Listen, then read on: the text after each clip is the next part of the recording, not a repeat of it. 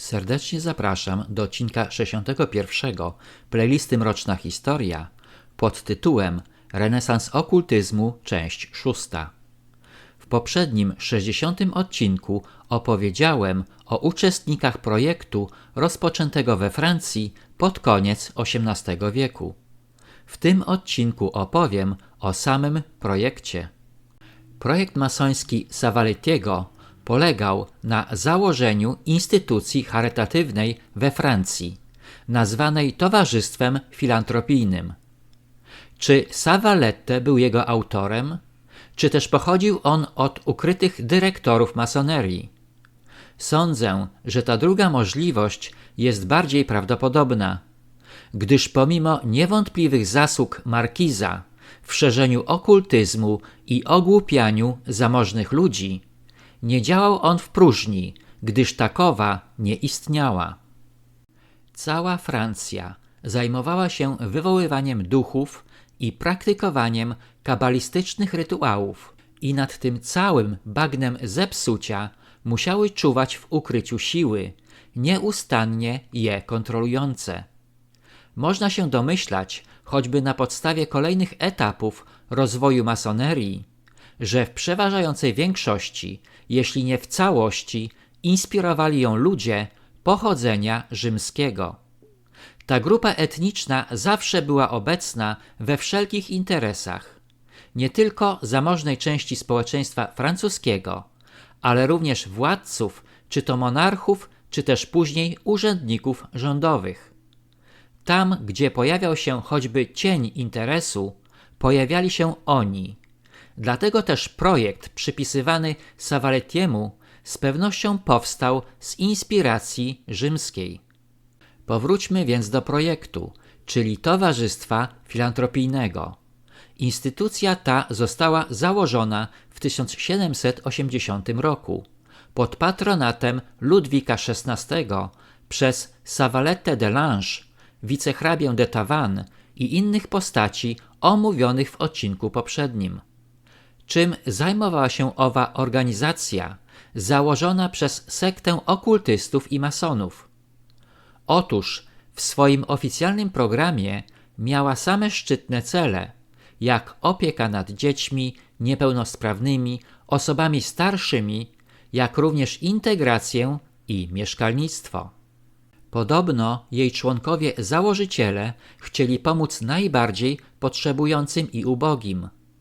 Jednakże oprócz tego wydawałoby się szczytnego celu, towarzystwo postanowiło utworzyć społeczeństwo świeckie, otwarte na wszystkie prądy myślowe, bez względu na opinie i przekonania. Jednym słowem atakujące Kościół i religię. Przypomina to czasy Wielkiej Rewolucji Francuskiej, kiedy masoneria wystąpiła przeciwko Kościołowi i monarchii. Z monarchią sobie poradziła, ale Kościół nadal pozostawał dla niej poważnym problemem, gdyż głosił on wiarę w Boga, a przecież o to stanowisko zabiegali właśnie oni. Według oficjalnych źródeł w ciągu 2 wieków istnienia Towarzystwo Filantropijne dostosowało się do potrzeb każdej epoki, pozostając jednocześnie wiernym ideałom hojności i dzielenia się, które ożywiały założycieli.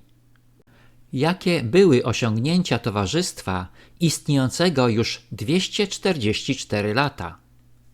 Oprócz utworzenia komitetu składającego się z funkcjonariuszy towarzystwa, prezesa, 2 wiceprezesów, skarbnika, 9 komisarzy generalnych i sprawozdawcy, wymyślono ekonomiczne zupy, oszczędne piece i dystrybucję leków. Zajęto się również tworzeniem noclegowni dla kobiet i dzieci i bardziej higienicznymi ośrodkami porodowymi. No cóż, nie można nazwać osiągnięć towarzystwa rewolucyjnymi, nawet jeżeli zostało ono założone przez ludzi, którzy do rewolucji doprowadzili, mordując przy okazji swojego sponsora i protektora. W W 6 lat po utworzeniu w 1786 roku towarzystwo liczyło już 500 współpracowników, a obecnie ma 42 placówki. Według oficjalnej narracji Towarzystwo Filantropijne jest najstarszą, bezwyznaniową organizacją charytatywną we Francji, działającą nieprzerwanie od 1780 roku.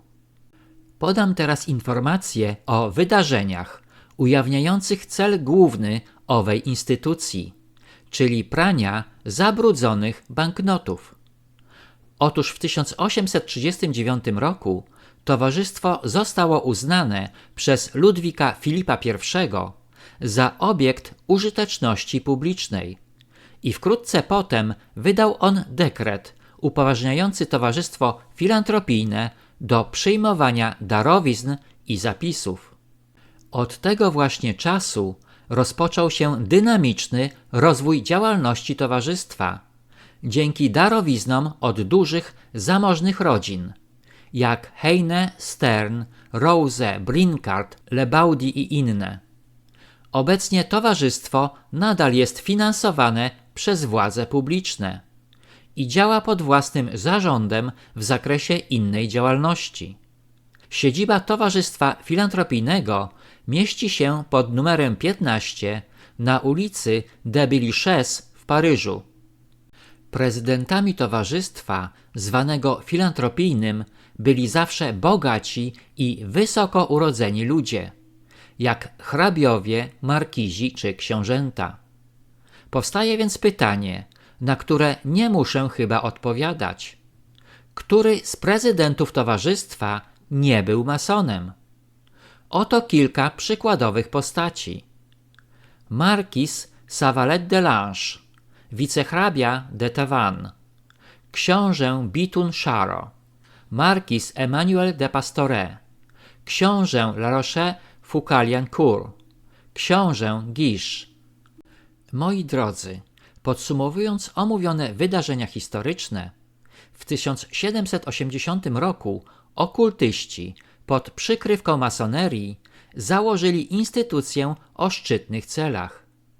Takich instytucji czy organizacji działa mnóstwo na całym świecie i ich oficjalna działalność pochłania ułamek kapitału pochodzącego głównie z kieszeni podatników lub rzekomych darczyńców. Natomiast te właściwe sumy wypełniają kufry ukrytych przełożonych sekty okultystycznej. W rzeczywistości instytucje te i im podobne, nazywane niekiedy dla zmylenia fundacjami, są tak naprawdę pralniami zabrudzonych banknotów i służą głównie do ukrywania bogactwa międzynarodowych lichwiarzy, którzy nigdy podatków nie płacą. Wszelkiego rodzaju wielkie fundacje od co najmniej 2 stuleci służą sitwie pretendującej do miana władców na Olimpie, do ukrywania dochodów pochodzących wyłącznie z oszczędności obywateli. Kreatorzy naszej iluzji posługują się obłudnie wyświechtanymi sloganami i hasłami, które służą wyłącznie do odwrócenia naszej uwagi od ich prawdziwej działalności. Nie obawiają się żadnej krytyki, gdyż kto śmiałby krytykować ich wzniosłe cele, jak również są poza wszelką kontrolą. Dlatego też radzę patrzeć bardzo krytycznie na wszelkie wzniosłe projekty naszych włodarzy lub na osoby czy instytucje przez nie popierane, szczególnie kiedy w tworzeniu swojej iluzji posługują się mediami zwanymi publicznymi. Ich metody nie są wcale nowością i praktykowane są od wieków, co potwierdzają na przykład skutecznie prowadzone akcje humanitarne czy antyterrorystyczne w obronie pokoju czy demokracji przez Amerykanów, nie wspominając o działaniach Rzymian w strefie opatrunku.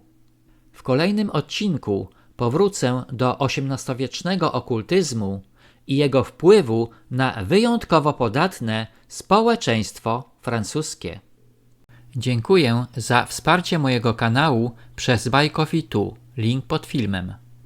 Na tym zakończę odcinek 61, w którym opowiedziałem o Towarzystwie Filantropijnym, założonym we Francji w 1780 roku. Serdecznie zapraszam do odcinka 62 pod tytułem Renesans okultyzmu, część 7.